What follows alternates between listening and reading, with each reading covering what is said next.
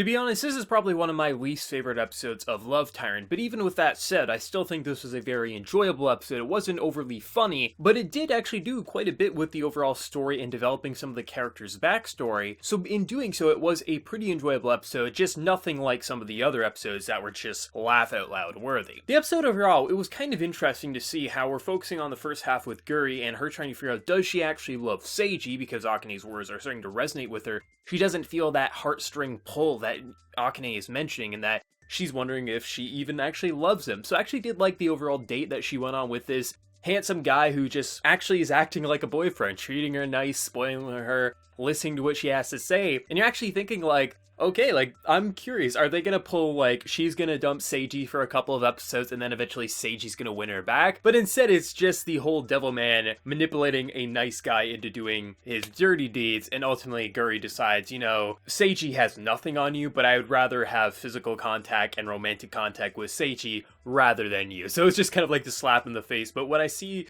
that it wasn't actually him doing it willingly, it was him being manipulated, I thought it was a nice little kind of twist there. But the second half of the episode, I think, is probably the best content in it, mainly because it's Akane and Yuzu's kind of backstory, learning a bit more that in this family, everyone has some sort of special ability. The entire family is basically, their whole goal is to pretty much protect and serve people. And we already knew what Yuzu's is. She has that shield barrier that when she's in danger. But overall, I just thought it was fairly interesting watching the overall content with it and seeing that Akane is now more or less held prisoner by her mother because her mother and her family aren't allowed to give their hearts away to people. And back in the day, she never even thought she would, because all these people would confess their love. What do you like about me? Well, I think you're kind. And obviously it was just shallow words, they were in it for her body, more or less. But back in the day when Seiji ran into her and he said you're so kind because she gave a kind gesture towards his cat, you know, put a ribbon on, or not a ribbon, but a little piece of cloth that kind of helped his leg because the cat's leg was there, and when he said that she was kind, it actually had importance. She's like, this is the first time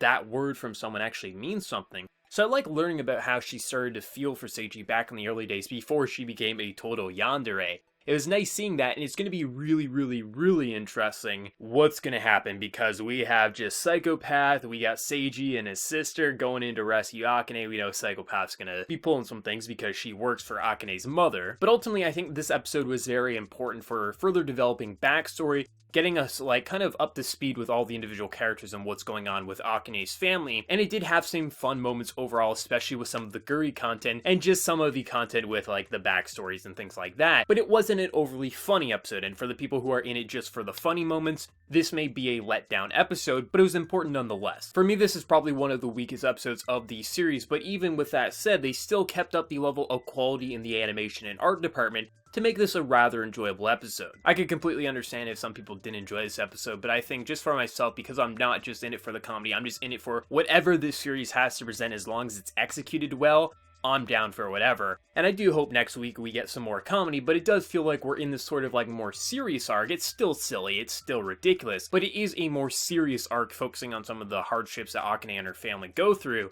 But ultimately, I do expect some funny comedy moments maybe next week, and then after that, we're going to get right back into just some jaw-drop laughing moments. But overall, I thought this was a fairly good episode. It was definitely probably one of the weakest. I think there was one episode earlier in the season that I think is weaker than this. I'd have to double check. But it's definitely one of the weakest. But I think overall, starting off the episode with Guri and her new boyfriend, who's not actually her boyfriend, and just what she was saying to Seiji, and how she pretty much just crushes Seiji like, you suck in every way, but I want to be with you. I thought that was actually kind of chuckle-worthy, and I thought it was sweet when they did kiss. And then the stuff with Akane and Yuzu and everything like that, I think it's very interesting, and next week should be rather fun, if nothing else. But let me know your thoughts down in the comment section below, and before you leave, smack that like button to show your support. If you're new to the channel, be sure to subscribe. So until next time, everyone, please take care and have a good one.